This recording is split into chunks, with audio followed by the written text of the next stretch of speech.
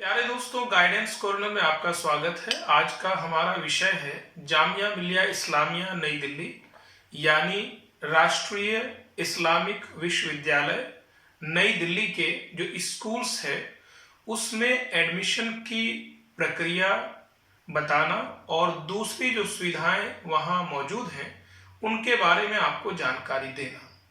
प्रिय साथियों, जामिया मिलिया इस्लामिया नई दिल्ली का जो स्कूल है वो एक ऐसा स्कूल है जिसमें डे बोर्डिंग यानी कि बच्चा अगर 3 साल की उम्र से वहां दाखिल हो जाए और वो 12th पास आउट होके वहां से निकलता है।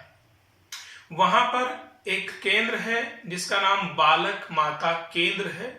उस बालक माता केंद्र में GP डे केयर सेंटर के नाम से एक ऐसा सेंटर चल रहा है जिसमें 3 साल के बच्चे को दाखिल कर दिया जाता है। हालांकि उसकी फीस अच्छी खासी है, 7,000 रुपये सालाना है और 5,000 रुपये प्रति माह आपसे लिए जाएंगे अगर आप इस सेवा का लाभ उठाना चाहते हैं।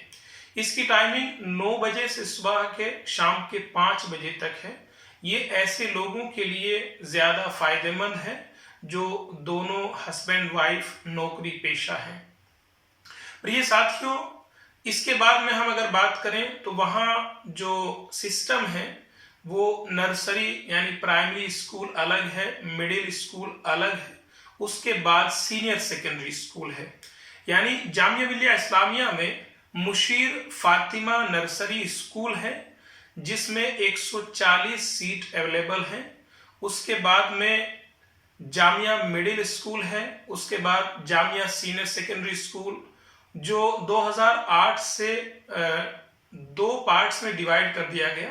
Jamia senior secondary school girls अलग है, बॉयज अलग है और एक अलग school Syed Abid Hussain senior secondary school चल रहा है जो सेल्फ फाइनेंस है यानी जिसकी फीस कुछ ज्यादा होती है। हालांकि वो भी जामिया मिलिया इस्लामिया नई दिल्ली के अंडर में ही काम कर रहा है। प्यारे दोस्तों, इस स्कूल में यानी मुशीर फातिमा जो नर्सरी स्कूल है उसमें जो एडमिशन होते हैं यानी नर्सरी या फर्स्ट क्लास या प्री स्कूल में जो एडमिशन होते हैं वो लॉटरी सिस्टम से होते हैं। यानी आप अच्छी तरह जानते होंगे लॉटरी का क्या सिस्टम है। जितने भी फॉर्म अप्लाई होते हैं उन सब को एक जगह इकट्ठा करके डाल दिया जाता है और किसी एक बच्चे से वो फॉर्म उठवाए जाते हैं और जिसका उसमें नाम आ जाता है उसका एडमिशन हो जाता है। अगर हम बात करें 6th क्लास की तो 6th क्लास, 9th क्लास और 11th क्लास में एंट्रेंस टेस्ट होता है। अब हम एक एक बिंदु पर चर्चा करेंगे। अगर हम बात करें एंट्रेंस एग्जाम कब होता है या एप्लीकेशन फॉर्म कब आते हैं तो आमतौर पर जो इसके एप्लीकेशन फॉर्म है वो अप्रैल के महीने में आते हैं और मई जून में आमतौर से एंट्रेंस एग्जाम हो जाता है और एप्लीकेशन फीस भी 300 रुपये मात्र है। अगर हम एडमिशन प्रोसेस यानी कि उसकी बात करते हैं एंट्रेंस टेस्ट की तो इसका एंट्रेंस टेस्ट सिर्फ दिल्ली में होता है यानी कि जामिया का अपना जो कैंपस है उसी में इसके सेंटर लग जाते हैं। क्वालिफाइंग एग्जाम की अगर हम बात करें तो अगर कोई भी बच्चा 6th क्लास के लिए एंट्रेंस दे रहा है तो उसका 5th क्लास पासिंग होना जरूरी है। अगर हम 9th क्लास की बात करें तो 8th क्लास में एग्रीगेट 41% और इंग्लिश में 41% मार्क्स होना जरूरी है। अगर हम 11th क्लास की बात करें तो 11th आर्ट्स के लिए 41% इन 10th class aggregate and 41% in English. अगर हम कॉमर्स स्ट्रीम की बात करें तो 51% एग्रीगेट इन 10th क्लास और इसमें यह है कि किसी भी सब्जेक्ट में आपके 33% मार्क्स से कम नहीं होने चाहिए। और अगर हम 11th साइंस की बात करें तो 11th साइंस के लिए 10th क्लास में आपके 61% मार्क्स होने जरूरी हैं। और अगर आप मैथमेटिक्स लेना चाहते हैं तो 10th क्लास में मैथमेटिक्स में भी आपके मार्क्स 61% होने चाहिए। इस तरीके से ये बात क्लियर है कि 11th क्लास में अगर आप एंट्रेंस देना चाहते हैं, सिर्फ उसमें प्रतिभाग करना चाहते हैं, तो आपको एक फिक्स जो मार्क्स हैं, या जैसा मैंने बताया अभी 61% फॉर साइंस स्ट्रीम, तो वो आपको पहले 10th क्लास में लाने होंगे। उसके बाद आप अप्लाई कर सकते हैं और लाइन में लग सकते हैं, एंट्रेंस दे सकते हैं। और अगर हम बात करें जैसा 6th क्लास की, अगर हम बात करें जो एंट्रेंस टेस्ट होता है, तो उसमें EVS यानी एनवायरमेंटल स्टडीज जो होते हैं उसके 50 क्वेश्चन आते हैं 50 नंबर के, और मैथमेटिकल जो पोर्शन होता है वो 25 नंबर का होता है, और इंग्लिश 25 नंबर की होती है। इस तरीके से 6th क्लास के लिए एंट्रेंस हो जाता है। एक चीज और मैं आपको बता दूं कि जो सीट्स डिस्ट्रीब्यूशन है, यानी कि जो अवेलेबिलिटी ऑफ सीट्स है, वो मैंने डिस्क्रिप्शन में जो आप देखेंगे उसमें बाकायदा उसकी लिस्ट दी हुई है, किस स्कूल में कितनी सीट्स अवेलेबल हैं, और उसमें वेबसाइट का लिंक भी दिया हुआ है, आप खुद जाकर उस पर देख सकते हैं। अगर मैं 9th क्लास की बात करूं तो 9th क्लास का जो एंट्रेंस टेस्ट होगा उसमें इंग्लिश आएगी 25 नंबर की, मैथमेटिक्स आएगा 30 नंबर का, साइंस आएगी 25 नंबर की, और सोशल साइंस यानी हिस्ट्री, ज्योग्राफी, सिविक्स एटसेट्रा वो आएगा 20 नंबर का। तो इस तरीके से ये भी 100 मार्क्स का पेपर होगा। और एक चीज और कि जो पेपर होगा यानी एंट्रेंस टेस्ट जो होगा वो तीनों जबान में होगा, इंग्लिश, हिंदी और उर्दू में। अगर हम 11th आर्ट्स की बात करें तो 25 नंबर का इंग्लिश होगा, 15 नंबर का जीके होगा, और सोशल साइंस यानी कि वही हिस्ट्री, ज्योग्राफी, सिविक्स वगैरह, इकोनॉमिक्स, वो 60 नंबर का होगा। अगर मैं कॉमर्स की बात करूं तो 25 नंबर का इंग्लिश, 10 नंबर का जीके और 25 नंबर का मैथमेटिक्स, और सोशल साइंस वही वो 40 नंबर की होगी।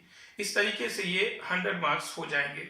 अगर हम 11th साइंस की बात करें तो 11th साइंस में 25 नंबर का इंग्लिश होगा।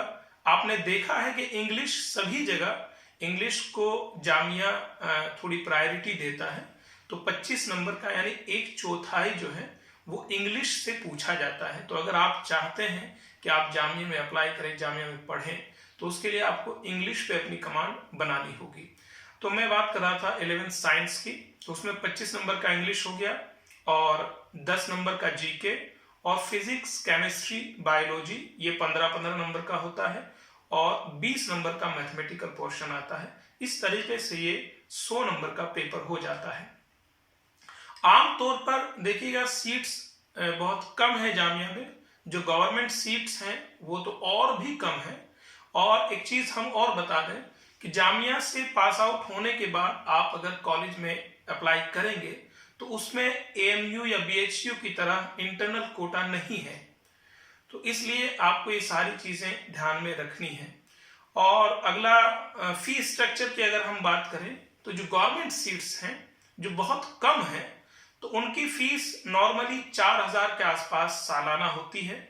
लेकिन अगर हम Syed Abid Hussain senior secondary school या Jamia senior secondary school self finance की बात करें तो उसमें लगभग 30,000 रुपए सालाना आपकी वार्षिक फीस है। और उसके अलावा अगर हम हॉस्टल, हालांकि एक चीज और हम बता दें कि जामिया मिलिया इस्लामिया जब 1988 में एस्टेब्लिश हुई तो जो बिल था उसी में ये मेंशन था कि जामिया मिलिया इस्लामिया एक रेजिडेंशियल यूनिवर्सिटी नहीं होगी। तो यहाँ ये बात गौर करने की है कि यहाँ हॉस्टल फैसिलिटी बहुत कम है। कुछ बच्चों को हॉस्टल मिल जाता है, वो भी सिर्फ लड़कों को। लड़कियों के लिए स्कूलिंग में कोई हॉस्टल फैसिलिटी नहीं है।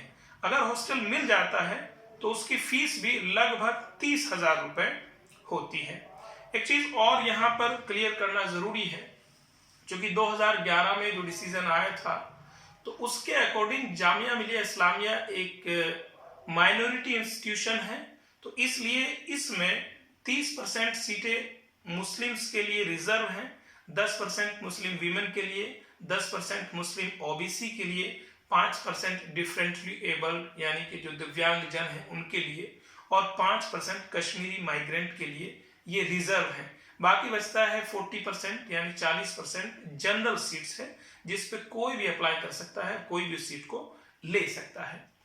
एक तो ये रिजर्वेशन की बात हमने की है। एक चीज और मैं बताना चाहूंगा कि जामिया मिलिया इस्लामिया के स्कूलिंग से लेकर यूनिवर्सिटी के यूजी पीजी जो भी कोर्सेज हैं उन सभी में स्पोर्ट्स कोटा भी होता है।